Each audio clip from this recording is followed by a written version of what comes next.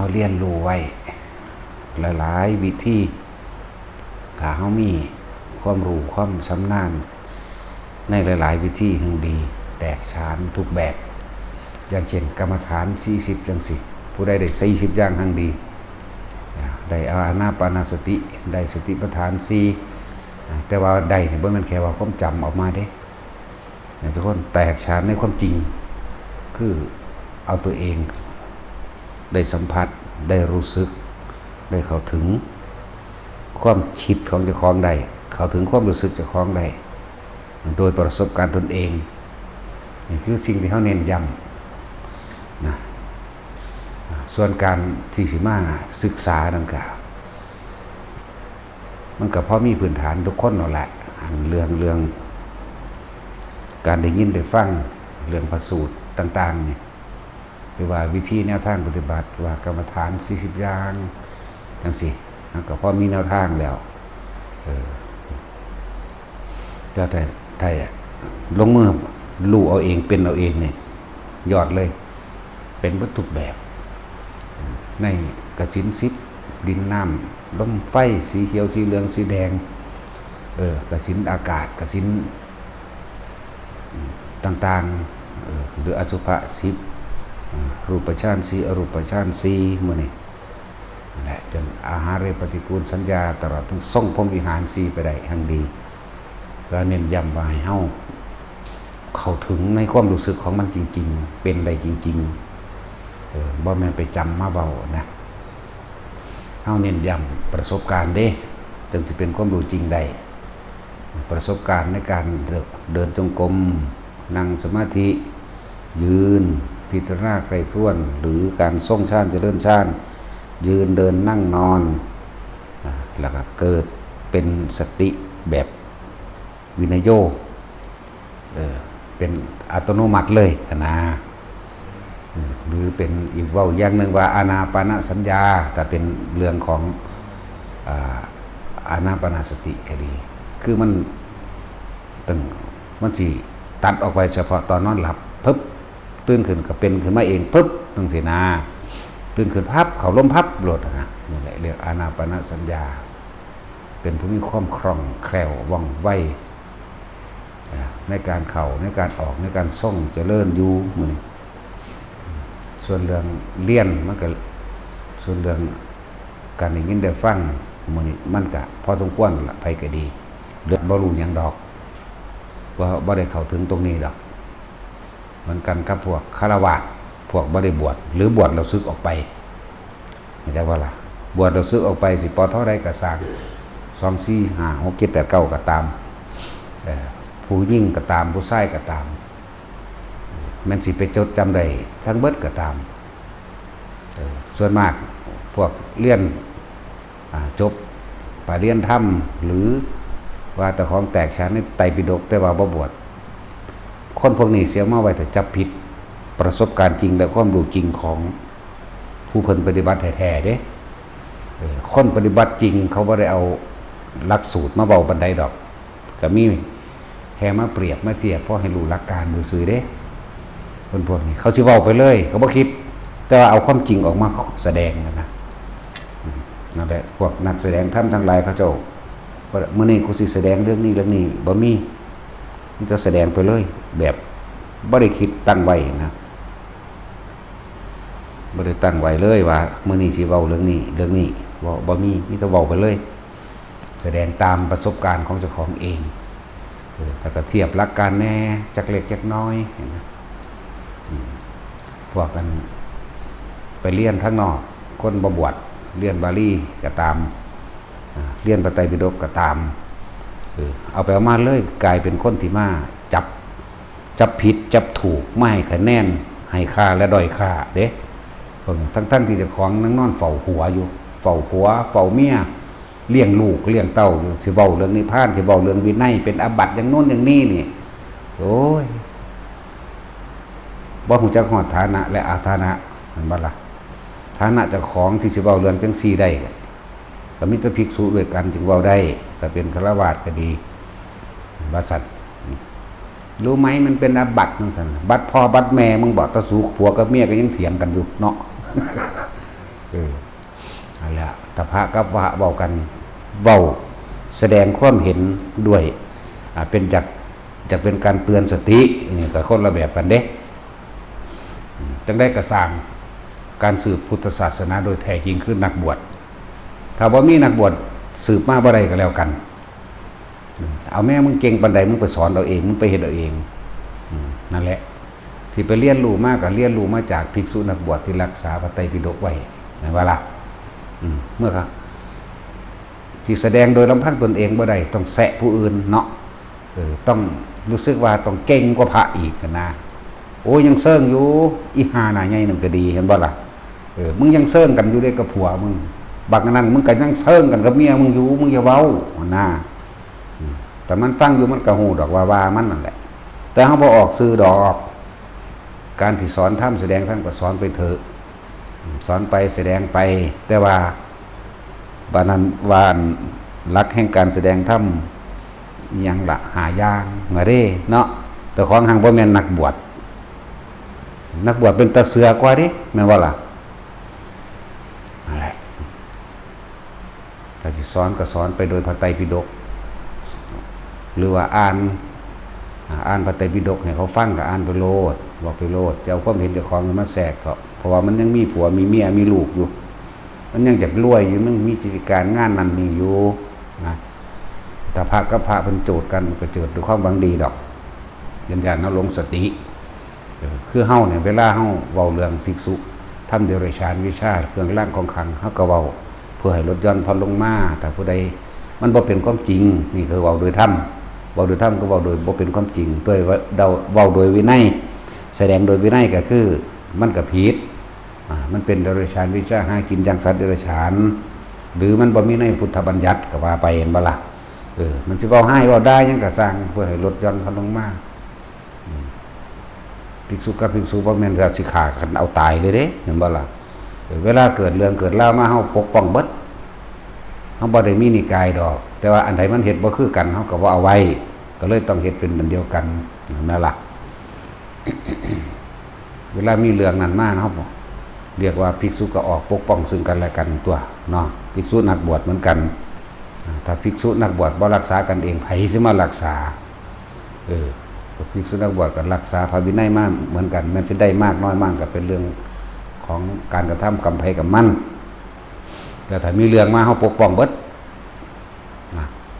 ก็คือคนเนี่ยคนสิเอาเป็นเอาตายเอาผิดเอาถูกเด้บ่ธรรมดาเด้แบบโอ้โหเอาเป็นเอาตายเลยนะบ่วิปานว่ามันแล้วคาบเข้าในเฮือนในซ่านมันเด้ว่าธรรมดาเด้คือเวลาสิจับผิดพระนี่เนาะ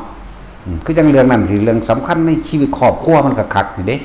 คือจังมันหวังดีกับโลกหรือหวังดีกับคนก็คักเลยแต่ว่าบ่บวชเฮาก็เลยบ่ให้ค่าปานใดถ้าพวกบ่บวชถ้าแสดงไปก็แสดงไปเถอะจะแสดงไปแบบตามความเป็นจริงแน่อย่าเอาแต่จินตนาการมาแสดงจินตนาการตัวเว้าเรื่องนิพพานแหมก็ของยังเซิ่งกันกับผัวอยู่แม่นบ่ล่ะกับเมียกับผัวอยู่แม่สิไปเว้าหาแม่มึงบอกแต่เว้าเรื่องปานนั้นเหรออรหันต์อย่างนั้นอรหันต์อย่างนี้โอ้ยปานว่ามันเป็นเจ้าของศาสนาเด้เนาะมันเป็นเจ้าของบ่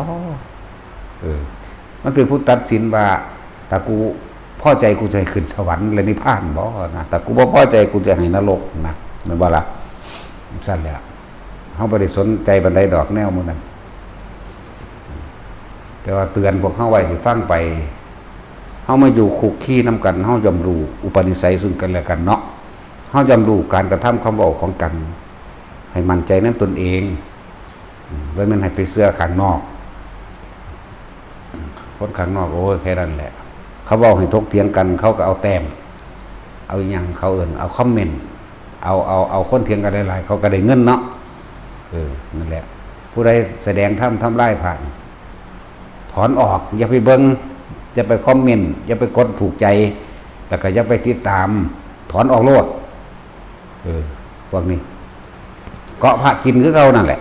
ถ้าว่าพวกแสดงธรรมก็ดีมันบ่ล่ะถ้าบ่มีพระก็บ่มีแสดงสิเอาหยังมาเทียบเนาะจังว่าเป็นตลกอยู่ดอกพระไตรปิฎกนี่ เริ่มต้นแรกก็ตะพระมหากัสสปะพระอานนท์มูพระภักคุพระยังละอนุรุทธะกิมพิระมุนี่แหละเป็นผู้เริ่มต้นพากันเหตุมาก่อนบ่เกี่ยวกับคนเสียเลยนั่นบ่ล่ะแล้วครั้งหนึ่งครั้งสองครั้งสามก็มีแต่พระรจนาหรือเรียบเรียงเอาไว้ขึ้นมาพอตะคนเขาไปศึกษาแล้วกลับเอามาทำลายพระเห็นบ่กลับเอามาทำลายพระได้บัดนี้คือมันสิให้สิ้นซากในพุทธศาสนาเลยเพราะอันพวกเก่งๆพวกบวชนี่ไหมเนาะแบบสิเอาพุทธศาสนาสิเอานักบวชนี่ให้สิ้นซากเลยให้เหลือแต่เขา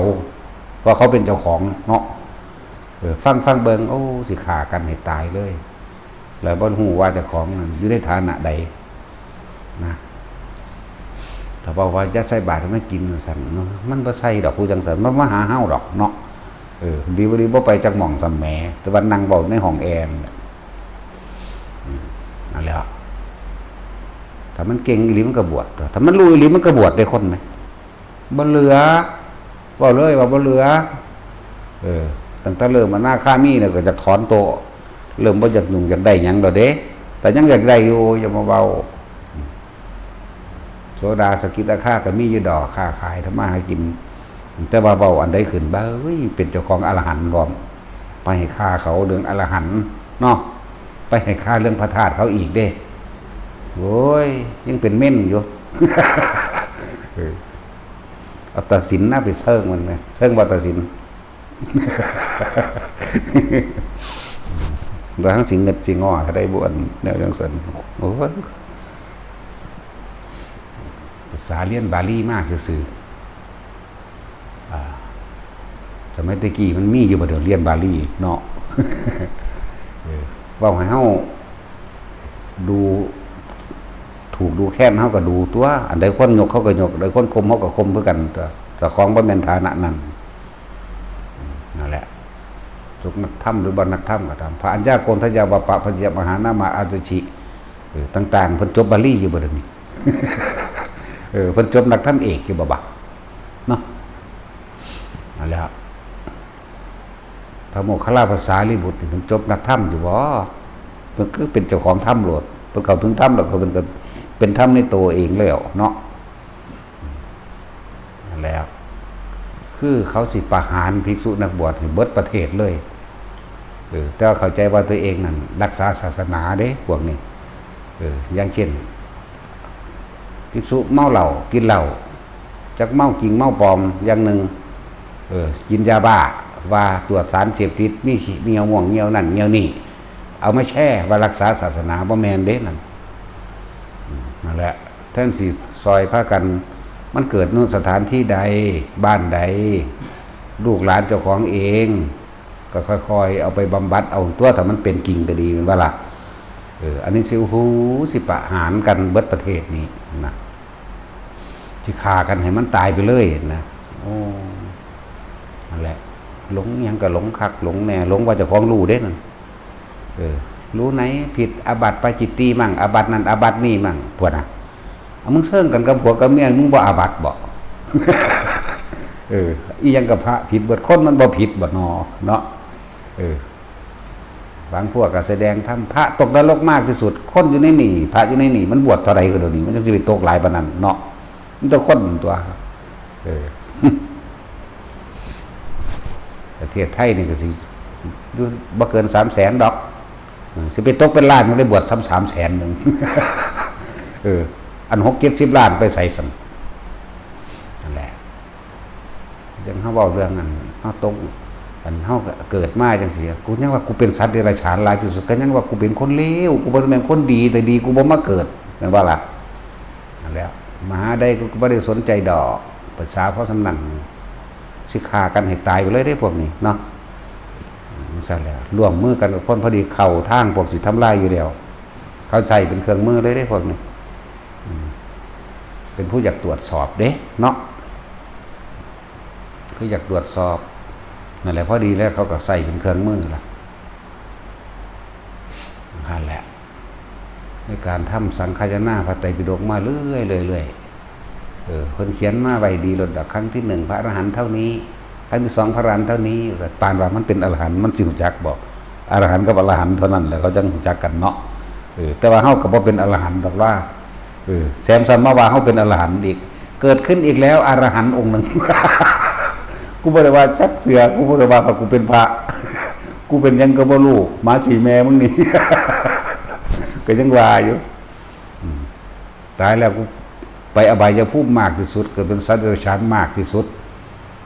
ตาย1 2 3ครั้งตกนรกตลอดสดใส่เศษกรรมต่างๆนั่นนึงเป็นคน8ชาติเท่านั้นแหละ8ชาติหรือ9ชาตินี่แหละอันพวกแต่ค่อยจำผิดแต่ค่อยเขียนประกาศจดไว้ได้บัด โอ้ยแต่วันเกิดเจ้าของแต่ก็ยังบ่ฮู้เนาะถ้าพ่อแม่บ่บอกแม่นบ่ล่ะกับเสือกมาฮู้ก็จังว่าเฮาบ่ฮู้ผู้อื่นเฮาก็เลยเว้าเฉพาะเรื่องของเฮาสูจะมารู้กูหลายนั่นแหละเพิ่นเว้าเฮ็ดหยังอันพระพุทธเจ้าเพิ่นก็ให้น้อมมาสู่ตนเวลาสอนเสือกมาเว้าเรื่องผู้อื่นเว้าของสูงส่ำใดสิบอกให้บุคคลผู้คล้องผ่ากาสัมผัสลองเบิ่งกันหน้ามันสิไปโจทย์ไผว่าไผก็สร้างสามเณรน้อยๆแม้มันสิแล่นเล่นเตะตะกร้อฟุตบอลอยู่ก็จะบ่สมควรดอกพระยาสร้างจัดท่านค้ำไปถือคนสิมาฆ่าเจ้าของซ้ำแหมค้ำไปถูกผ่ากาสัมผัสทกมือปั๊บโลดญาติบาปโอ้อันนี้อ่านพระไตรปิฎกจากพวกภิกษุนักบวชรักษาไว้แล้วมาทิ่มแท่งมาประหารมาฆ่าหมู่ภิกษุนักบวชที่รักษาไว้มึงอ่านนั่นบ่ล่ะนี่แหละมันอยู่ป่าน้ำกูนี่นะอยากหูจักเนาะขึ้นไปภูเขานี่สั่นอยู่ดอกๆๆๆอยู่นี่นะ ขึ้นไปภูนั่นไปภูนี่เอา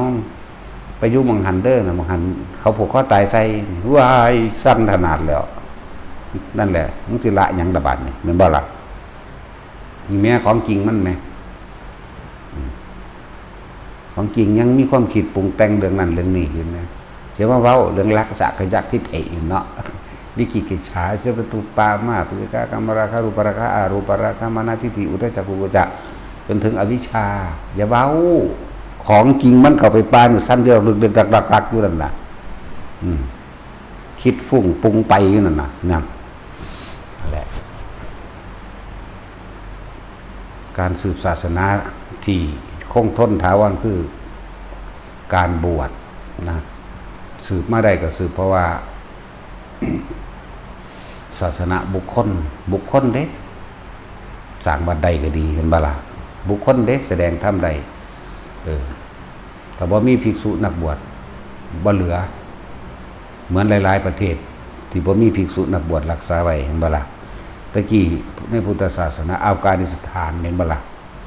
พวกตาลิบันเขาไปยิงถิ่มเบิดบ่เหลืออีหยังจังซั่นแล้วคือบ่ไปโจทย์เขาแน่เนาะ ตอนนี้เกิดกลายเป็นจำเลยของคนเลยโดยพระก็เลยเฮ็ดอีหยังก็บ่ได้ผิดเบิดเอาโลดเพราะว่าเขาเป็นเจ้าของวินัย เป็นเจ้าของวินัยเป็นเจ้าของธรรมนั่นบ่ล่ะว่าผู้ใดเว้าอีหยังขึ้นซอรอเขามาโลดโอ้ยไปเอาเวลาไปเซิ่งกันโลดสูจะมายุ่งกับเขาเนาะ บ่ละมุกอีกก็ว่าเด้กูว่าโอ้กูบ่ได้เซิ่งคือสูหรอก เอ้ยแล้วก็แตกหมาแต่แล้วโคตรพ่อโคตรแม่โคตรปู่โคตรย่าตายายมึงคือสิบ่สั่งสอนเนาะแนวจังซี่เนาะอันแล้ว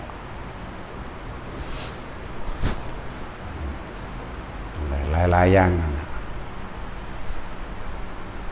บอกมันรู้มั่งดอกมึงแน่กินมาโลดนะเนาะมาบวชนี่แม่เห็นบ่บวชบ่ได้กินฮอดผัวบวชบ่ได้กินฮอดเมียพวกมันก็ดี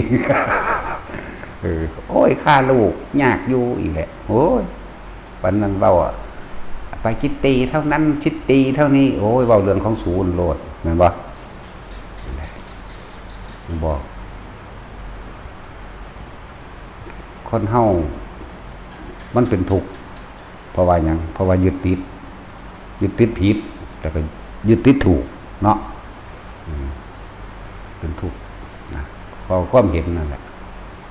บ่ได้รู้จักว่าแต่ของสมควรอยู่ในฐานะอันใดเด้ฟ้องให้พระป้าโธปานว่าเร็วยิ่งกว่าโจรผู้ร้ายที่เพิ่นไปหาขาคนไหมเนาะ พวกขายยาบ้าขาคนขาพ่อขาแม่นี่พระนี่เร็วกว่าอีกเด้เขาบอกให้แค่พระเว้าซื่อๆนี่เนาะโอ้เบิ่งแล้วก็เป็นตะปาดข้อมันถิ่มนะเฮาก็เลยบ่ว่าสรุปสังเวชเด้เฮานี่ขาโดยเมตตาได้เฮาเนาะเมตตาดอกเพราะว่าอยู่ไปนั่นมึงสิทำบาปหลายกูได้โตนมึง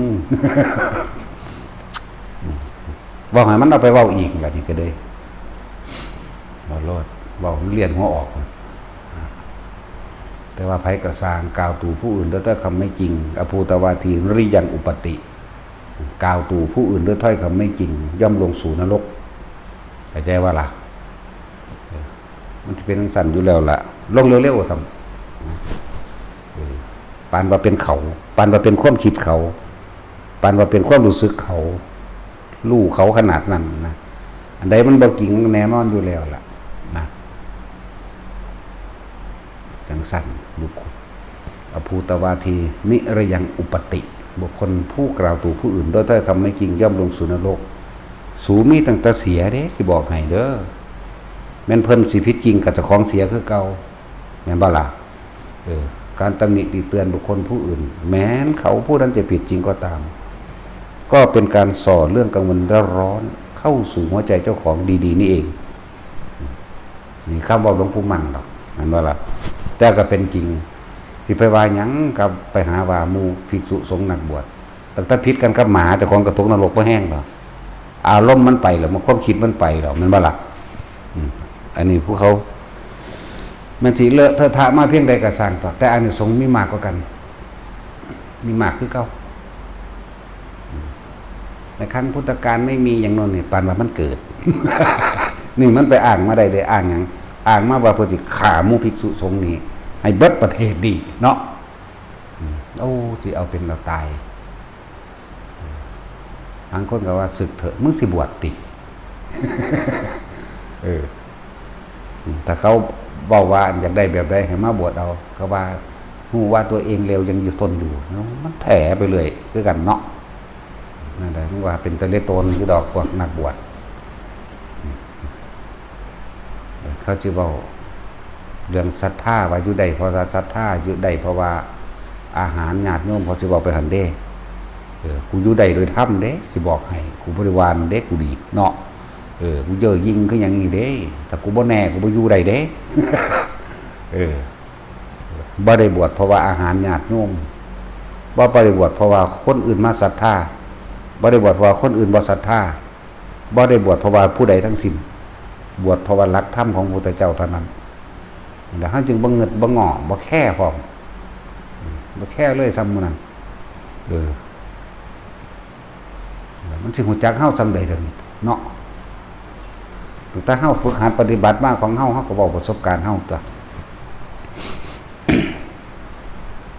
ตัวเองบ่ได้มีประสบการณ์ตัวเองบ่ได้เคยไปอยู่ป่าอยู่เขามาเว้าเอาแต่ซ้ำนี้นั่นบ่ล่ะแต่การแบกพระไตรปิฎกมาพระได้รักษาไว้ให้นั่นบ่ล่ะหมู่ภิกษุได้รักษาไว้สู่จังได้เรียนนั่นหมู่ภิกษุนักบวชตั้งแต่รุ่นพระมหากัสสปะมาจนว่าฮอดเท่าซุมื้อเด้มันจังเหลือไว้บ่ซั่นมันบ่มีฮอดวัดเด้ถ้าบ่มีศาสนบุคคลเป็นผู้นำทางคำสอนเป็นผู้รักษาไว้แม้นเขาปฏิบัติบ่ได้ก็สร้างนะตกนรกเขาก็ตกแต่ว่าเขาไกลกว่าเพราะเขามีอุปนิสัยบอกได้เลยว่ามีความไกลกว่าเขาบ่ได้ทำนั่นตริยามกรรมถึงขนาดนั้นนั่นบ่ล่ะถึงมีบิดฉากระสร้างแต่ว่ามีขาดนักบวชไว้เป็นอุปนิสัยแล้วก็บ่ได้ทำนั่นตริยกรรมพร้อมพวกตาของเองตั้งหากที่ทำนั่นตริยกรรมเพราะเขาพวกว่าได้มีภิกษุสงฆ์องค์ใดองค์หนึ่งเข้าข้างแถไปนำกันเราแยกให้เขาพิดกันนั่นแหละเอาดีๆให้ล่ะพวกเล่นโซเชียลดีๆนี่เนาะพวกเก่งอยู่ในโซเชียลก็ดีถ้ามันนั่นกิจกรรมบ่ดูตัวได้นั่นบางองค์ก็ว่าเป็นมหาโอ้ยยังไปตำหนิผู้อื่นดูเขาบอกว่าฟังเฮาเด้เขาสิจับเอาน้อยๆที่เขาไปเฮ็ดคลิปนะเขาบ่ฟังดอกว่าเขาความรู้หลายอยู่แล้วเนาะสั่น วกเฮาจังว่าเอาตัวเองเด้อให้มั่นใจทำบุญหม่องใดได้บุญมากก็หม่องมีศรัทธานั่นแหละตัวเองศรัทธาหม่องใดมีความเชื่อมั่นในทำบุญกับสัตว์เดรัจฉานศรัทธาเดรัจฉานเชื่อมั่นว่าตัวเองเฮ็ดได้บุญก็เฮ็ดกับเดรัจฉานใจว่าล่ะศรัทธาคนหมู่ฤาษีชีไพสำนักปฏิบัติธรรมต่างๆอันเป็นพวกถือขาวก็ตามศรัทธาหม่องใดเชื่อมั่นหม่องใดก็ทำหม่องหันเข้าใจว่าล่ะศรัทธาในบ้านในวัดใดพวกเจ้าเต็มใจให้ในวัดใดในภิกษุสงฆ์องค์ใดพวกเจ้าก็ทำหม่องหันเขาไม่ได้บอกว่ามาทำกับเฮาเด้เฮาอยู่ได้โดยธรรมเด้อยู่ได้โดยความจริงของเจ้าของเองนะที่คนมาทั้งหลายนี่ก็บ่ได้เอิ้นคนมาเด้เนาะ ที่มาบวชนำอยู่นี่ก็บ่ได้ไปกลุ่มแบบบังคับให้มาบวชนำเด้อยู่โดยความจริงของเจ้าของที่ตัวเองฝึกหัดปฏิบัติมาอยู่ด้วยสิ่งที่ตัวเองรู้ตัวเองเห็นเด้เว้าเรื่องเรียนโอ้ยจบมาตั้งแต่เป็นเนียนพูนนักธรรมก็ดีบาลีมื้อนั่นแหละนั่นแล้วจักคือกันนั่นแหละบ่ต้องมาทองโยปนาภิกขเวงยังให้กูฟังดอกกูเอาทิ่มหมดแล้ว อันใดมันเป็นประโยชน์ทำอย่างเดียวเป็นประโยชน์แต่ของบ่อยากได้ประโยชน์แต่ของบ่นั่นก็ไปหม่องไม้ตัวเนาะสิมาทองอันปาฏิโมกข์ให้ฟังว่าซั่นนั่นแหละเฮาเป็นคนบ่มีศีลบ่แห้งหรอกมั้ยเนาะบ่มีศีลบ่มีธรรมบ่เป็นหยังเข้าใจบ่ล่ะเป็นคนบ่มีศีลเด้บ่รักษาศีลเด้นี่แต่ว่าบ่ทำลายเบียดเบียนผู้ใดเสียชีวิตและทรัพย์สินพร้อมบ่มีธรรมเป็นเครื่องตัดสินว่าผิดว่าถูกพร้อมนี่จะเว้าไปซื่อๆนั่นแหละแล้วก็บ่เป็นพระอีหยังพร้อมอยากว่าล่ะบ่เป็นหยังเลยพร้อมอันนั้นแล้วมันเลยด่าคนไปเลยคักคนเดรัจฉานอีก เพิ่นด่าเฮาว่าโมฆะบุรุษว่าซั่นโอ้ยซั่นแหละกูบ่ได้เครียดดอกว่ากูบ่มีหยัง ตึกนั่นแหละสู้เป็นบุรุษอยู่ก็เป็นไปตัวกูก็เป็นโมฆะพอแห้งแล้วเนาะสู้สิเป็นบุรุษก็เป็นไปสู้สิเป็นสตรีก็เป็นไปกูมันเป็นโมฆะกูเป็นหยังจักอย่าง นั่นแหละหันเข้ามาเรื่องของเฮาโลดเด้ออยู่ในนี่อยู่รวมกันให้รักให้สามัคสมานสามัคคีกันอย่าอิจฉาริษยากันถ้าผู้ใดผู้หนึ่งสร้างเรื่องสร้างเหตุขึ้นมาก็เป็นการแตกแยกมันก็อยู่นำกันยากกว่าเฮาสิพวกเจ้าได้เป็นพวกสร้างขึ้นมาเห็นบ่ล่ะพวกคนทั้งหลายเขาอยู่ซื่อๆเด้มีแต่บอกมีแต่แนะให้ซื่อๆเด้คนนั้นผู้นี้ศรัทธานำเงินมานำนั้นนี่มาก็เงินพวกเจ้าได้สร้างพวกเจ้าสิทำลายของพวกเจ้าเองติข่อยบ่เป็นเจ้าของสิ่งใดเด้อมีแต่นำธรรมะมาบอกนำความจริงหรือวิธีการที่ตัวเองเฮ็ดมาบางอย่างก็บอกเกี่ยวกับในหลักสูตรแน่ในสติปัฏฐาน4สมปัฏฐาน4ก็อธิบายจากความรู้สึกที่เจ้าของเคยเป็นมาซื่อๆเด้โพธิปักขิยธรรม37อย่าง38 37อาการเอามาบอกวิธีให้นำสิ่งเหล่านี้มาบอกซื่อพวกเจ้าได้เป็นผู้สร้างเข้าใจว่าเจ้าของเป็นผู้สร้างก็เอาเงินมาแปลสภาพมาเป็นไม้มาเป็นเหล็กมาเป็นอิฐหินปูนทรายดิซั่นมาเป็นน้ำมูกน้ำมันมาเป็นรถเป็นเรือแม่นบ่ล่ะเขาบ่ได้ไปรับจ้างทั้งใดได้งานนิมนต์เขาก็บ่ไปใส่เสียเลยเห็นบ่นี่ บ่ไปใส่เสียเลยบ่ไปเลยเขาจะเอาเงินมาจากทางใดก็พวกเจ้าบ่เป็นผู้เอาเงินมาสร้างเนาะเกิดมีแต่แนะให้เฮ็ดจังซั่นจังซี่ไปซื่อๆเด้ว่าเฮาอยู่โดยลำพังโดยธรรมโดยตนเองอยู่โดยบ่ได้เป็นเจ้าของสิ่งใดแล้วก็บ่เป็นหยังพร้อมมีแต่ได้แต่คำแนะนำให้เฮ็ดซื่อๆเด้ฉะนั้นความรักสมัครสมานสามัคคีกันให้มันคงไว้แต่ว่าสามัคคีกันมันสิอวดเก่ง เวลามีเรื่องอันตรายมาเอาแม่มึงก็เก่งแท้นั่นบ่ล่ะเอาแม่มึงคือว่ามึงเก่งแท้เอาแม่เบิ่งกระดูกมึงสิช้ำใดบ่แม่นแนวนั้นเด้เวลามีเรื่องมีเล่ามาห่มใส่รถเข้าใจบ่ล่ะเขาจะต้องเว้าเรื่องแบบโลกเฮาจะต้องรักษาสิ่งที่ตัวเองสร้างมารักษาสิ่งที่ตัวเองเฮ็ดมาโดยมือเจ้าของเองมันว่าล่ะเสียผู้อื่นมาทำลายได้จังใดเขาบ่ได้เพราะสร้างนำเฮาก้อนหินก้อนหนึ่งมันก็บ่มาให้เฮาทรายเม็ดหนึ่งมันก็บ้าปูนกระสอบหนึ่งมันก็บ่มาตัวมันบ่ล่ะสิผู้อื่นข้างนอกก็มาทำลายมันได้แต่คนนั่งก็นี่ก็เป็นรอยพระก็เป็นรอยเนาะนำเลยแล้วผู้ใดมาทำลายก็เลยสั้นแหละยังบาทุกคนขอให้เป็นฟันเฟืองเป็นฟันเฟืองรถคันหนึ่งมันก็ประกอบไปด้วยหลายอย่างเนาะข้าวก็เป็นส่วนหนึ่งในรถนั่นแหละจึงบอกว่าเวลาเอาอาหารไปกินก็กินน้ำกันสะก้อนอย่าเอาไผเอามันทออย่าเอาไผเอามันจะเห็นแก่ตัวให้มาละความเห็นแก่ตัวเมื่อได้เจ็บไข้ได้ป่วยก็ให้แนะนำกันเมื่อได้พ่อพากันไปได้กับพาไปบอกกาเบาอย่างก็บอกส่วนกลางเขา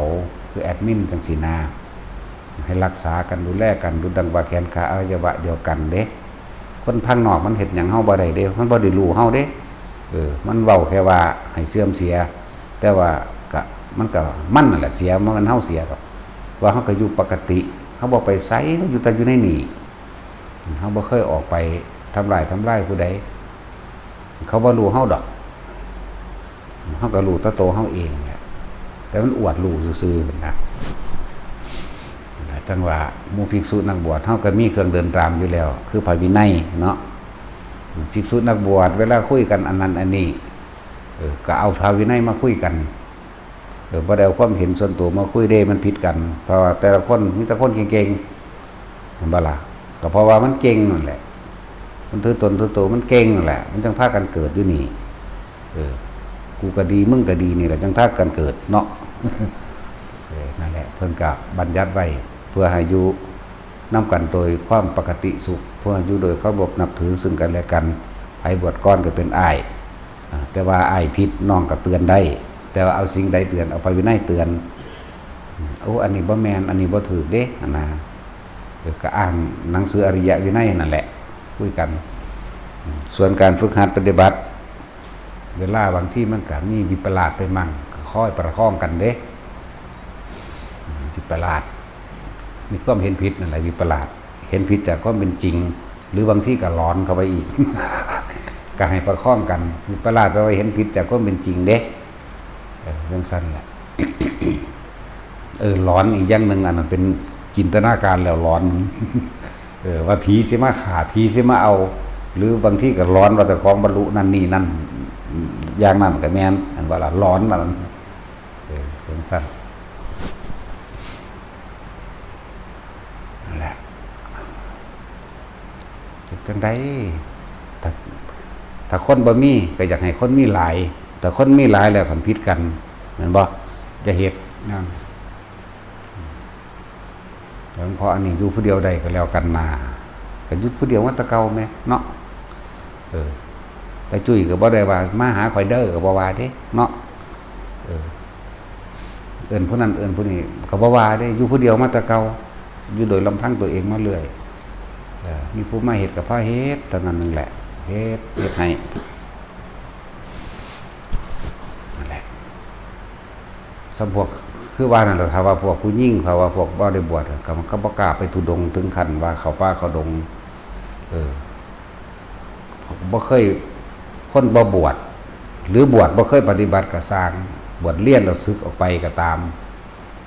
บางคนก็เคยบวชเท่านั้นเท่านี้ปีก็สึกไปเอาเมียจบมหาสึกไปเอาเมียก็มีไปเป็นคู่ไปเป็นนั่นนี่บ่ต้องพูดถึงเรื่องของผู้ยิ่งสิออกไปทุดงเลยน้อยนักน้อยหนามีอยู่แต่ว่ามันหน่อยแต่ว่าล่ะยิ่งสมัยปัจจุบันนี่แทบจะบ่มีเสียเลยสมัยตะกี้ยังพ่อมีเขาเจ้าโสใส่แม่แก้ว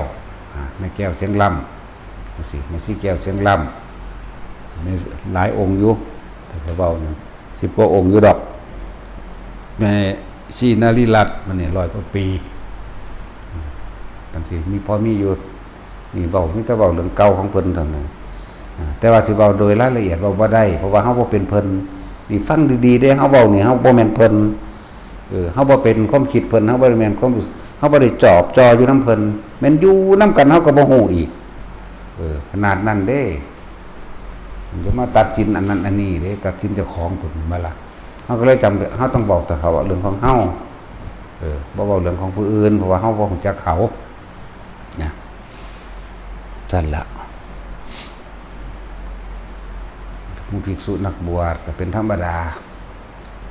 เวลาออกพรรษาแล้วก็รอจังหวะซะก่อนเขาแล้วเข้าแล้วหน้าเต็มที่หรือยังแต่เขาแล้วแบบหายห่วงแล้วจึงออกไปไปจนกว่าจะเข้าพรรษาจังมากก็ได้เห็นบ่ล่ะมันก็เลยต้องเอาประสบการณ์ในการออกป่าออกเขาไปอยู่ตามป่าตามเขาอันตรายอันตรายจากคนมันก็พอแห้งแล้วซุมื้อนี้เขาก็ค่อยจอบจัดผิดปานพระนี่เป็นฆาตกรเนาะปานว่าหมู่พระภิกษุทั้งหลายเป็นฆาตกรบาดคนอยู่นำบ้านนำเมืองเจ้าของเองหลอนฆ่าพ่อฆ่าแม่หรือสร้างความอาละวาดไล่ฆ่าผู้นั้นฟันผู้นี้กันบ่เอาไปจับผิดจับถูกหรือเอาเป็นเอาตายกับเขาเนาะคนที่เราเมายาเปิดเพลงดังๆพระกันเลวกว่าเขาพวกนั้นอีกเด้ในสายตาคนทั้งหลายเดี๋ยวนี้มันบ่ล่ะจังซั่นล่ะเฮาเบิ่งแน่นั่นแหละเบิ่งก็เอามาเตือนจึงบอกว่ากลุ่มคณะของเฮาเองตาดเข่งเฮาเองเวลาไปจาริกไปตามดงตามป่าเนี่ยบ่อยากให้ไปปะปนกับชาวบ้านเขาบ่ให้เขาไปพักน้ำชาวบ้านหรือวัดบ้านเข้าใจว่าล่ะคือดงกับดงจริงๆโลดหน้าป้ากับป้าจริงๆโลดนะนั่นแหละมันจังได้ประสบการณ์จริงบ่อยากให้เขาไปเพราะว่าหยังเขาสิหาเรื่องนะเขาสิหาเรื่องปลอมมาบ่บางที่ก็ถามซอกๆแซกๆไปโอ้ยหาก็ได้พรรษาเดียว2 พรรษาครูบาอาจารย์คือให้มาว่าเด้แล้วก็เริ่มถกเถียงกันทางที่ดีที่สุดกะอยู่น้ำปลาโลดกะเบิ่งถัดสิมองบิณฑบาตทั้งสิกะกิโล2 กิโลคือให้ห่างบ้านไม่ต่ำกว่า1 กิโลเด้อนี่ก็เป็นอีกอันนึงเด้พวกตุดงเด้อพวกเขาป่าจาริกเราบอกตามซับบาลีมันสมมุติในคนเข้าใจว่าทุดงคือไปตามป่าตามเขาทุดงมันมีอยู่แล้วแต่บวชมาพุ่นทุดงขวัดนั่นบ่ล่ะสันในอาสนะเดียวเป็นวัดบิณฑบาตเป็นวัดเห็นว่าถือผ้า3 ผืนเป็นวัดจังซี่แหละสันขังเดียวเป็นวัดจังซี่นานั่นแหละเพราะว่าฮู้จักดอกว่ามันเป็นแนวใดเว้าถึงของคนแต่ว่าเว้าเรื่องหมู่บวชเข้ามาแล้วก็จังว่าให้อ่านพระวินัยเอาบางองค์ที่เพิ่นไปจังซี่แต่ว่าบางองค์ตะกี้เฮาไปเป็นหมู่เป็นคณะอยู่ไปหานี่แหละเริ่ม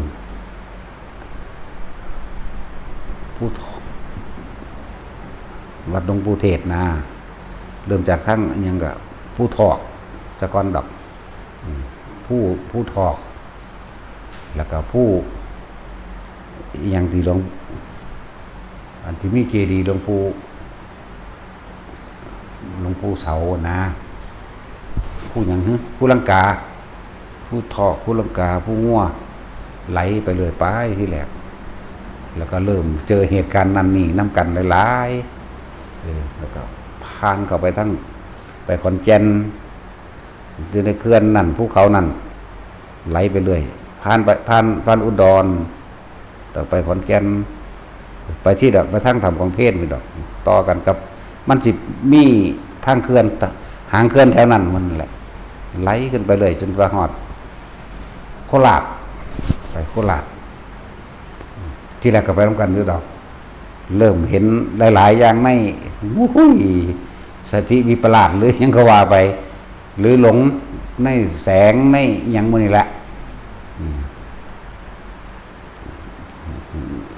ไหลไปเลยมิตรยางเอาเด้บ่ได้ขี่รถเด้อบ่แม่นกรรมฐานขุนนางเด้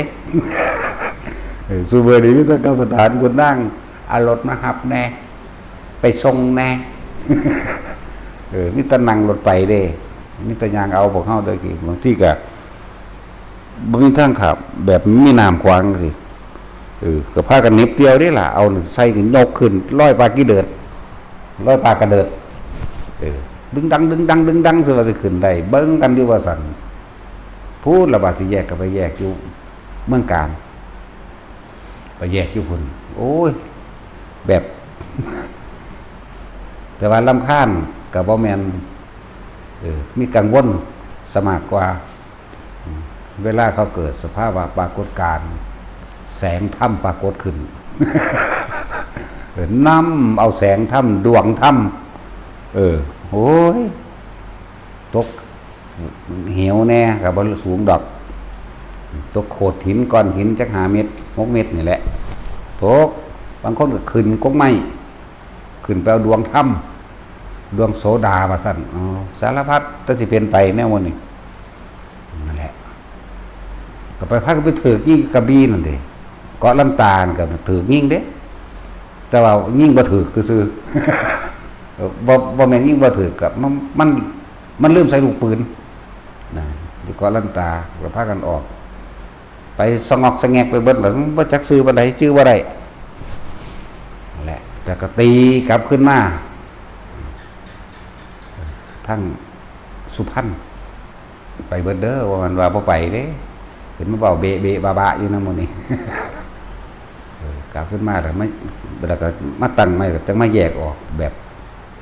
ทุ่งใหญ่นเรศวรมันแบบแยกออกซะมันเป็นกังวลนำบางที่ย่านเขาเจ้าเป็นอันตรายไปเกินได้หนึ่งแล้วเพิ่นตายแล้วเฮาอยู่เขาก็สิหาว่าเฮาฆ่ามั่งอันนั้นอันนี้มั่งเฮาเห็นความกังวลปริโภทหลายอย่างก็เลยตัดสินใจหนีออกผู้เดียวเลยนะหนีไปเลยพูนขึ้นมาเชียงใหม่เชียงรายเชียงใหม่ลำพูนลำปางไปนั่นละแถบนั่นแหละข้ามไปพม่าในจักน้อยไปอยู่ข้ามไปแน่นั่นแหละจังว่าเฮาสิส่วนมากนี่คือมันเว้าลัดตัดตอนแต่ว่าความละเอียดละออดในการไปพักแต่ละหม่องแต่ละอย่างเจอเหตุการณ์ต่างๆบ่คือกันแต่ละหม่องนั่นนะสั้นไปเจออยู่อันมันเดเล่บ่ยังนี่แหละที่มัน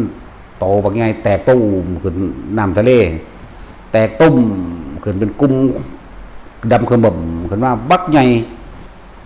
จักสิว่าผีจักสิว่ายังบอกบ่ถูกซึ่งมันสิว่าได้มันใหญ่อีหลีเสียงแตกตุ้มขึ้นแล้วเป็นรูปร่างเงาดำบักใหญ่เด้นั่นแล้ว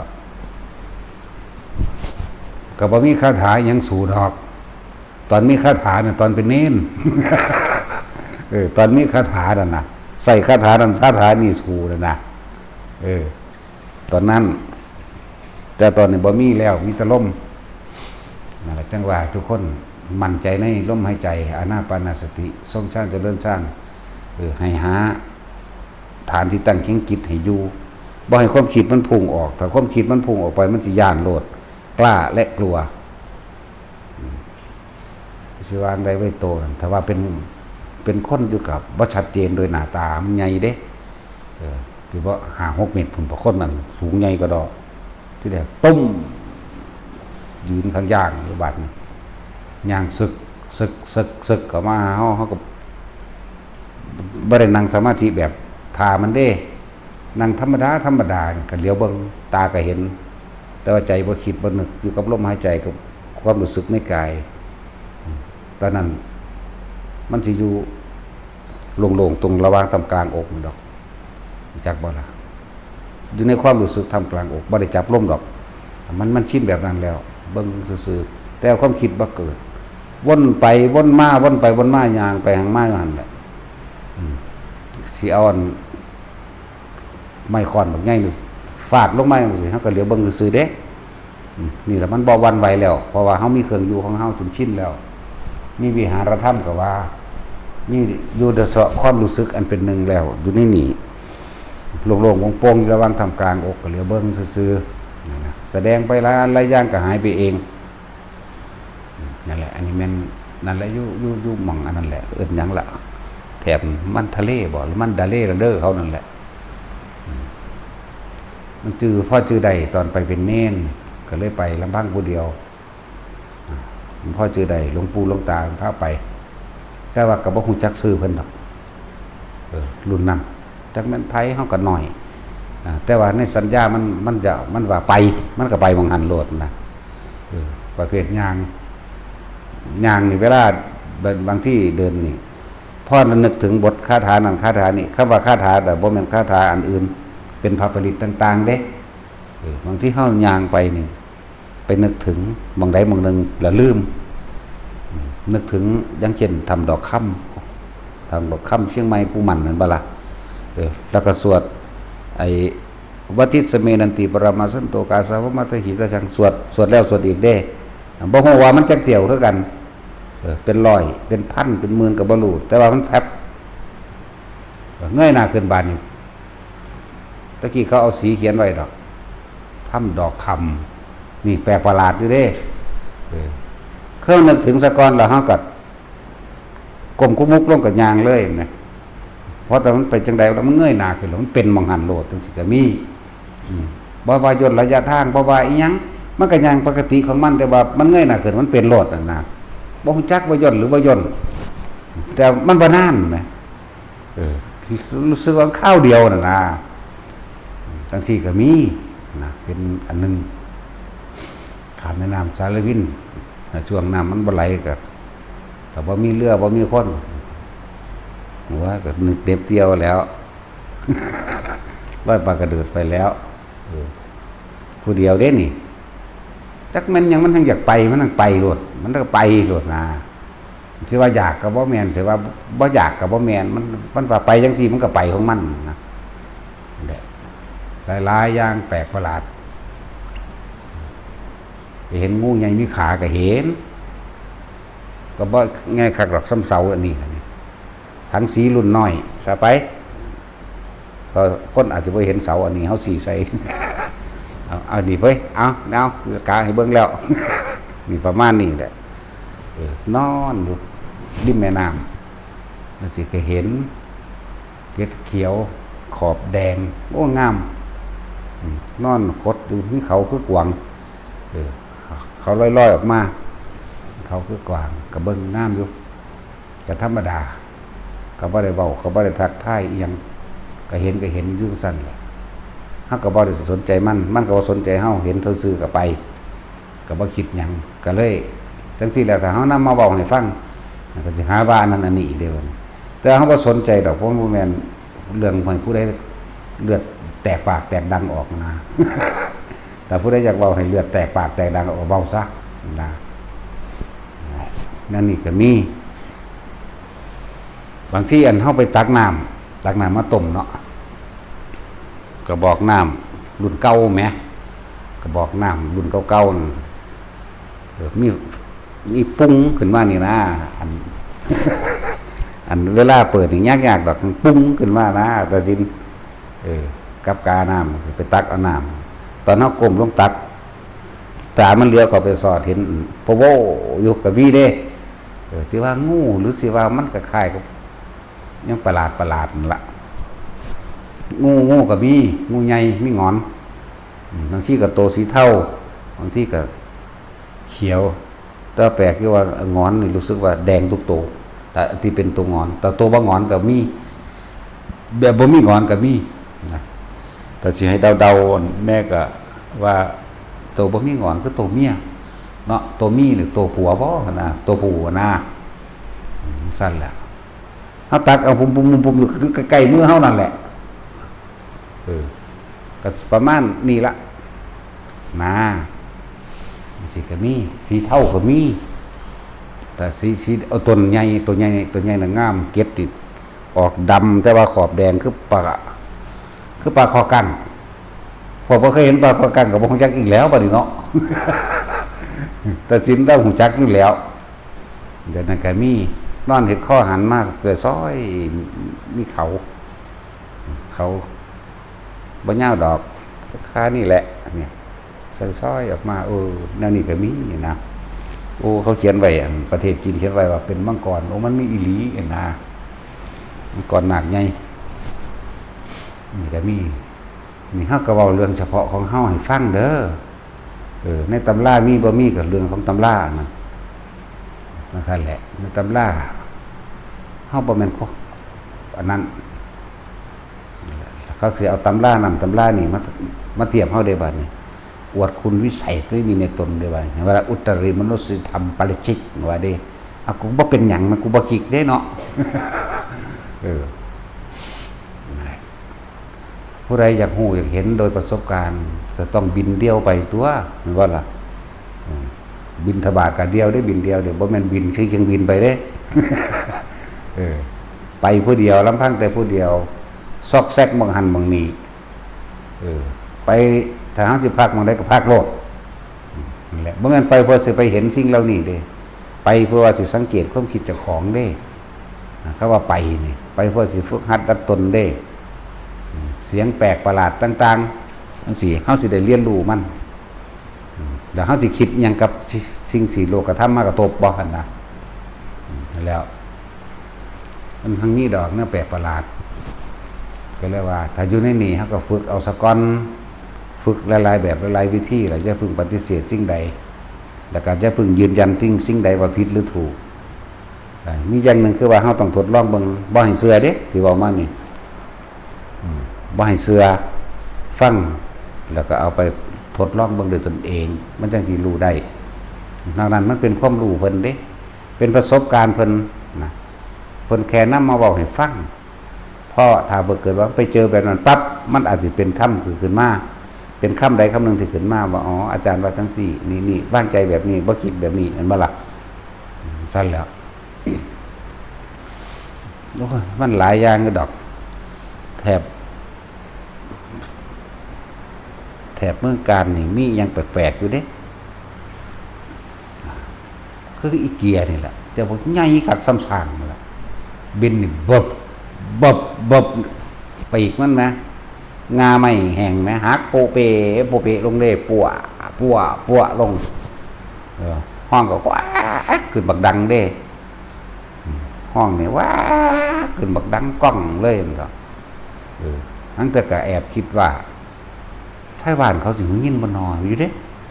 มันห้องดังแผ่เข้าหูเขายังไงเด้บินก็บ่แม่นบินลงมาหาวดอกมันก็บินผ่านอยู่ต้องไปใหม่คนละพบมาตกขวขาครับบ่ได้ให้ไปใส่ใจตัวบินเด้ฟังเด้อให้ใส่ใจตัวเฮาคิดแนวใดตอนนั้นเด้บ่แม่นว่าหูมันแม่นหยังบ่ให้ไปสรุปว่าผีบ่ให้ไปสรุปว่าอันนั้นอันนี้เด้ผีมาเบิ่งโตความคิดเจ้าของพี่เด้ส่วนมากคนสิไปสนใจของแถมเนาะอยากรู้ว่าคืออะไรบ่ให้คืออะไรพี่สนใจว่าเฮาตอนนั้นน่ะเฮาอยู่กับหยังอยู่ในความรู้สึกในกายตัวเองบ่อยู่กับลมบ่หรืออยู่กับความรู้สึกอุณหโลมบ่หรือความว่างในระหว่างทำกลางอกบ่คิดหรือบ่คิดนะพี่ได้สาระสำคัญอยู่หม่องนี้เพราะฉะนั้นโหมันสาระสำคัญเด้ตัวอีกอย่างไงบินบับมันน่ะแตก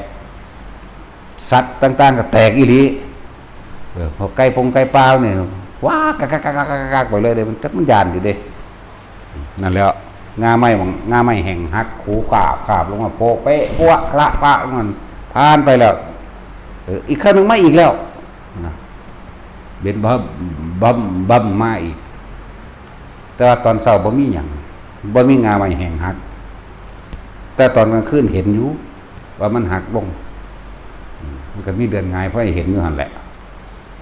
ลักษณะนั้นสาระสำคัญคือเฮาอยู่กับหยังสาระสำคัญคือเฮาอยู่กับลมหายใจบ่หรือเฮาอยู่กับความรู้สึกในกายอันใดอันหนึ่งซึ่งเป็นการชั้นที่สองหรือปิติอันใดอันหนึ่งบ่ล่ะมีต่างหากเด้ตัวให้เก็บมาเป็นสาระสำคัญก็คือมาให้เฮามาฝึก จงเกิดความเคยชินความชำนาญในการเข้าในการออกในการส่งอยู่นั่นบ่ล่ะตัวพี่ไปได้ไทยเอาตัวพี่เด้เกิดยังขึ้นปั๊บเขาล้มปั๊บอุณโลมปั๊บนะผู้ชำนาญในการส่งชานสอนจังสิกับปึ๊บขึ้นรถหรือสิอยู่บนหัวก็อยู่หนุนนาบอยู่นี่หรือน่วงในบ่าปากหรือสิอยู่ทำกลางอกก็แล้วแต่อันนี้พูดถึงว่าให้ทุกคนฝึกให้มันชินอยู่ในนี่สักก่อนแล้วจังค่อยๆออกไปเรื่อยออกไปนี่ไปทดสอบใจเจ้าของเองจักว่าล่ะว่าเฮายังมีความพอใจและบ่พอใจกับสิ่งใดเด้ละกิเลสทั้งเบิดก็ละแค่อารมณ์ความยินดีพอใจตัวเดียวนั่นแหละจักว่าล่ะอาสวะขยะนี่อารมณ์ที่ยังคล้องอยู่ค่อนมันกับของในความพอใจนั่นแหละแม่นบ่ล่ะเพิ่นเอิ้นขยะสมควรสิถิ่มได้แล้ว แต่ว่ามันบ่ถิ่มมันเลยเอาไว้เกาะไว้เรื่องขยะเกาะกินใจละนี่คือละอารมณ์ความรู้สึกหรือความพอใจความบ่พอใจว่าต้องละมันเดี๋ยวมันก็ขาดออกของมันเองเพราะมันเป็นของติดกันอยู่นะเฮ็ดจังใดวิธีมันก็นี่ได้บอกอยู่ตลอดลมหายใจนี่อุณโลมนี่ต่อมามันก็เข้าไปสู่การส่งชั้น2ชั้น3ไปของมันเองชั้น4การเข้าถ้าบ่เข้าก็สู่เป็นอัปปนาฌานก็ว่าไปอัปปนาฌานหรืออัปปนาสมาธิจิตตั้งมั่นทั้งที่ตาเห็นหูได้ยินนี่แหละอีกแบบนึงนะถ้าเฮาฝึกจนชินแล้วอยู่ไสก็ได้เพราะเฮามีเครื่องอยู่ของเฮาแล้วบ่เอิ้นว่าวิหารธรรมเฮาเอิ้นง่ายๆว่ามีเครื่องอยู่มีจุดมีที่ตั้งแห่งจิตมีที่ตั้งมีฐานจักว่าล่ะตั้งไว้อุณโลมมั่งบนกลางหัวนุ่มน้ำมั่งอิ่มประรางตรงกลางอกมั่งตัวนี้นี่ตั้งหากที่ให้เป็นสาระสำคัญในการฝึกหัดตนเองอันโตหูตัวเห็นนั่นนี่บ่แม่นสาระสำคัญด้วยของแถมด้วยอันนั้นนั่นแล้วบางอย่างเฮาก็นั่งเกิดภาพเป็นหมู่บ้านตัวน้อยๆเด้ก็แปลกอยู่หมายถึงคือจังเขานี่สมมติแต่ว่าเป็นบ้านเป็นเรือนนี่ว่าล่ะเขาก็ทำมาหากินเป็นเรื่องเป็นเล่าของเขาเด้เขาก็เบิ่งซื่อๆเด้แต่ว่าก็แอบคิดไปนำอยู่โอ้สิ่งเหล่านี้ก็บ่ต่างจากคนเนาะนะคิดอยู่ดอกตอนนั้นมันเห็นนั่นน่ะหังบ่แม่นคิดตอนมันเห็นดอกอันสิ่งที่เห็นเว้าผิดเดี๋ยวมันสิเอาอันนั้นกูอีกเว้าผิดก็บ่ได้เด้เพราะพระรู้สึกว่าเป็นโจทย์ของสังคมแบบบู้ยลายกาดถ้ามันผิดคักปานนั้นก็คือบ่มาฆ่าเอาเนาะว่าตัดสินโอ้ยมาฆ่าเอาซะสูถ้ามันลายกาดคักปานนั้นมานั่งฆ่าแล้วกูฆ่าสูเด้กูบ่ได้คือบูเด้กูบ่เป็นหยังเว้ยนั่นแหละเป็นหมู่บ้านบางทีมันก็เห็นเป็นหลายๆหมู่บ้านแต่มันคือเห็นใกล้ๆนั่นแหละมันก็แปลกนี่หมู่บ้านนึงนี่หมู่บ้านนึงนี่หมู่บ้านนึงโอ้เขาก็ถ้ามาหากินคือคนนั่นน่ะมันสิก็มีบางที่ก็เห็นเป็นเรื่องเล่าต่างๆในการสู่รบกันความนั้นความนี้ก็ว่าไปนั่นแหละแต่เห็นซื่อๆบ่เข้าไปแสดงนํเขาหาเครื่องอยู่เด้พวกภิกษุนักบวชเฮาถ้าเฮาชินชำนาญในการมีเครื่องอยู่ของเฮาเองแล้วทรงฌานจะได้ฌานเป็นแล้วมันสิเกิดหยังขึ้นก็สร้างอย่าไปอยู่นำสิ่งที่เห็นอย่าเอาสิ่งที่เห็นมันปรากฏภาพนิมิตขึ้นมาให้เฮาอยู่พี่แล้วเรื่องเล่าสิชัดเจนไปเลยดอกมันสิเป็นแบบใดก็สร้างหูเฮาสิได้ยินเสียงหยังก็สร้างบ่ต้องไปเงียงตั้งใจฟังเด้มันสิหายจิตเจตนาพาเข้ามาแล้วจักว่าล่ะความคิดเกิดขึ้นแล้วมันสิหายจริงๆก็เขาว่ามันสิหายบ่แม่นยามันหายหรอกจะบอกวิธีว่างว่าให้ว่างไว้ใส่อยู่ในฐานใดนั่นแหละเสียงบ่แม่นแต่ว่าสิมันเป็นเสียงอันที่เฮาพอใจเด้ทั้งเบิดนี่ที่ว่าเดี๋ยวก็เห็นสิ่งที่ดีสิ่งที่ดีคือสิ่งที่เฮายึดสิ่งที่บ่ดีก็คือสิ่งที่เฮายึดเหมือนกันเอาจังซี่เป็นภาพนิมิตหลายเนาะคำว่านิมิตน่าเกลียด เป็นเวลาเขาเดิน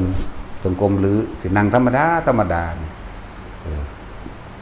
บ่เข้าใจง่ายเป็นผีเวรอ่อนอุ้มลูกจัก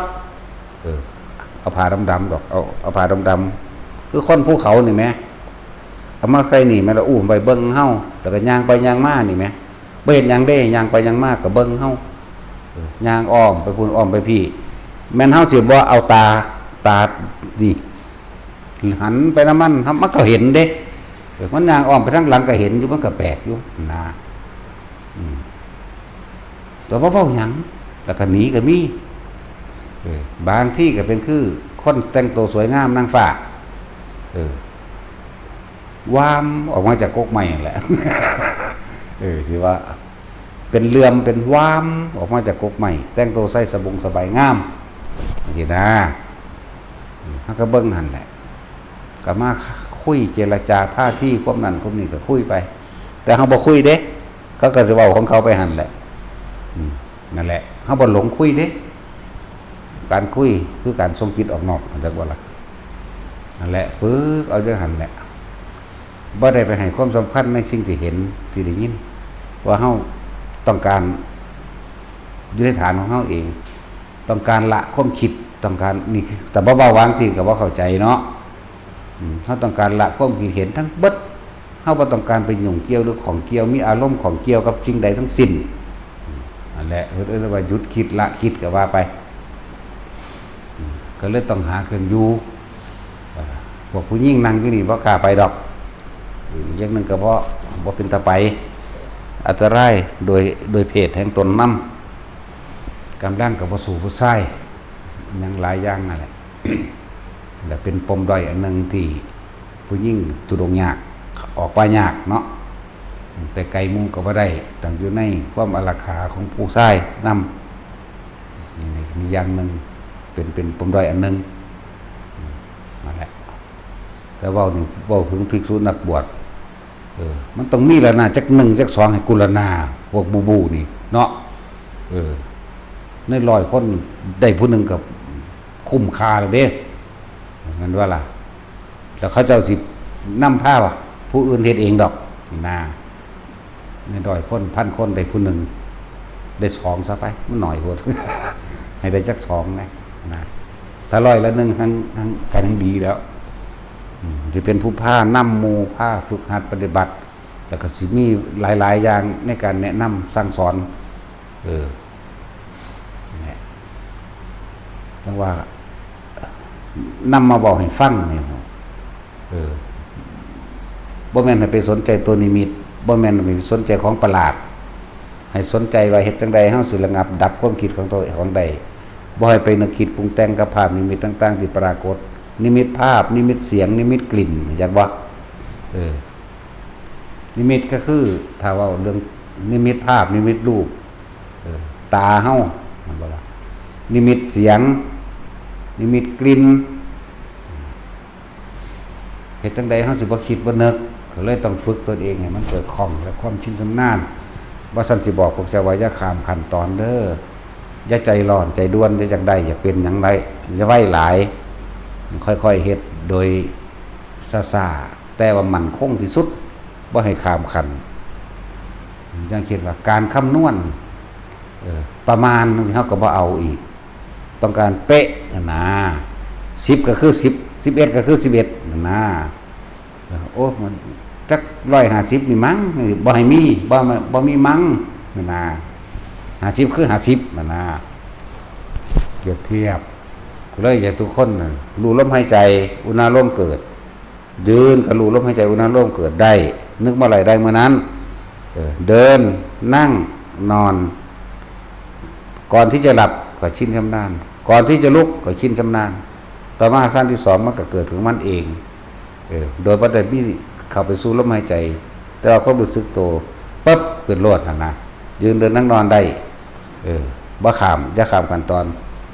ถ้ามันสิข้ามดึงมันขึ้นมาซะก่อนก็ได้จักบ่เฮาต้องการความแม่นยำต้องการมี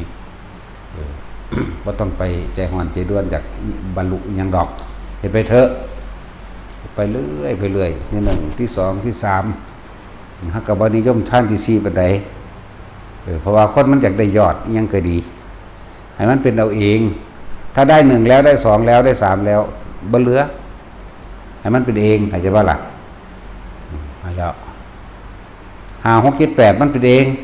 นะบ่ต้องไปฝึกยังกับมันฝึกที่หนึ่งให้มันได้ก่อนปฐมฌานพื้นฐานของความสงบวิตกนึกถึงลมหายใจเขาออกวิจารประคองเอาไว้บ่คิดถึงอื่นคิดถึงแต่ความรู้สึกลมเข้าลมออกปิติเกิดโดยสมาธิมื่นตาของเฮาใส่หลักสูตรนี้เฮาใส่วิธีนี้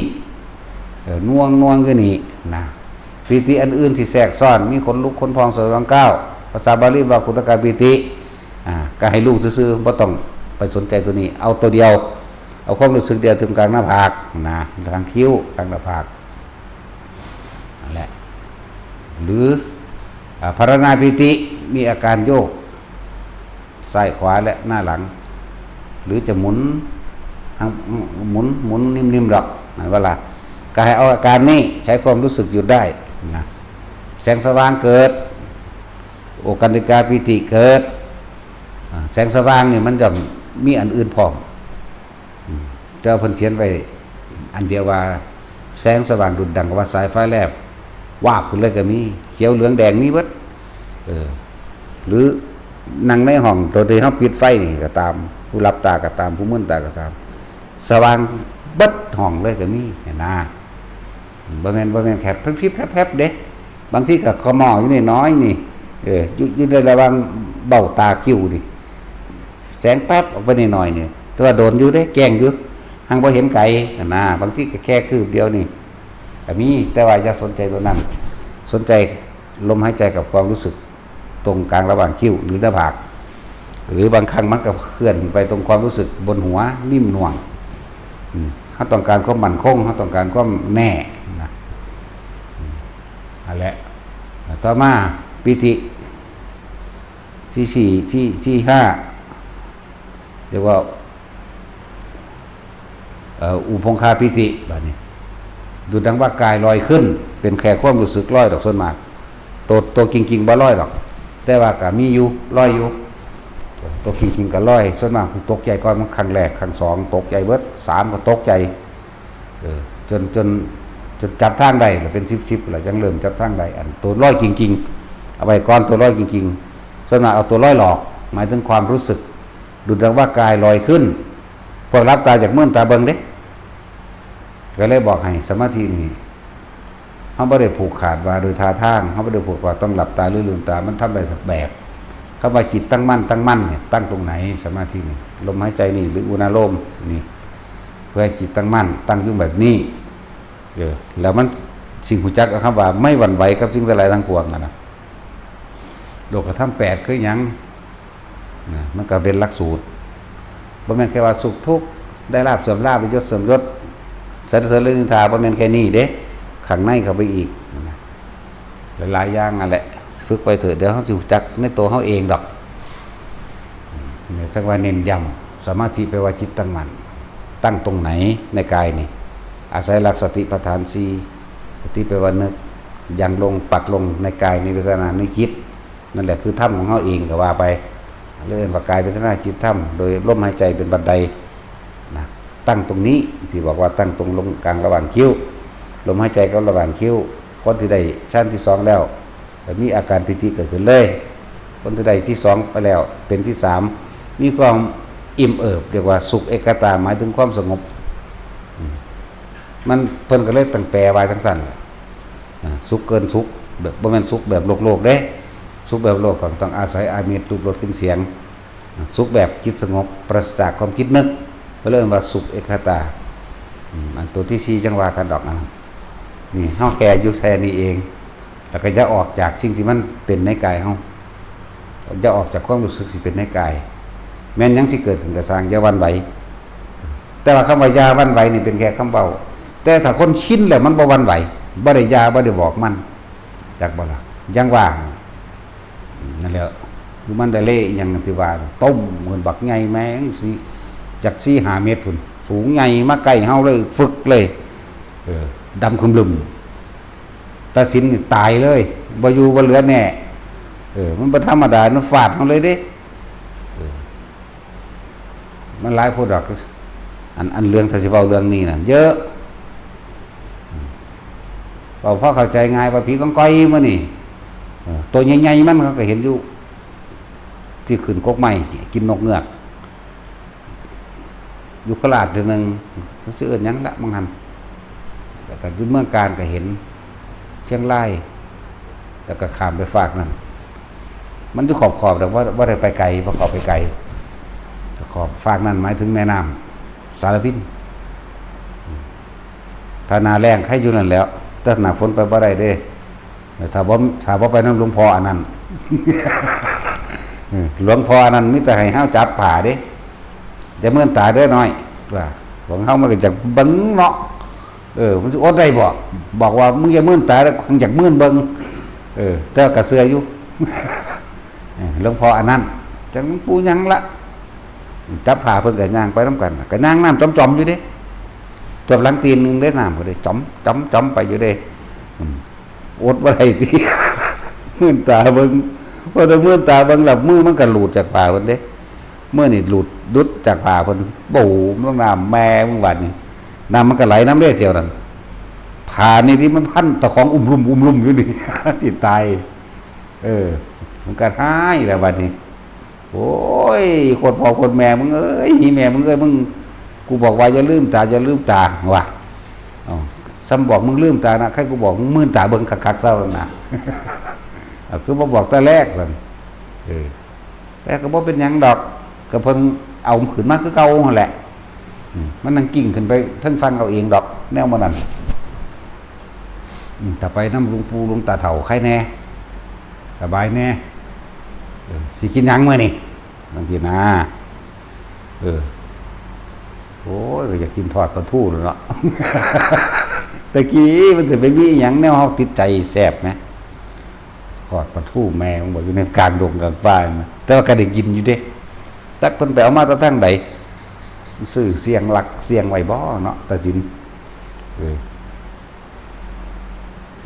แกงหมักนัดน้ำกะทิปลาทูทอดกับข้าวเจ้านี่แซ่บๆไหมแปลว่าถ้าทางใดสั่นเขาก็คิดพอตั้งสนามหลวงกันทั่วหาบินบาทแถวนั้นบ่ แต่สิเว้าถามเนี่ยก็ด่ากระถามนะซอกแซกเข้าไปจนห้องใส่กันหมดแล้วนั่นแหละนั่นนี่ก็มีอยากให้กูเศร้าบ่เอาสมาทานสั่นเศร้าก็เศร้า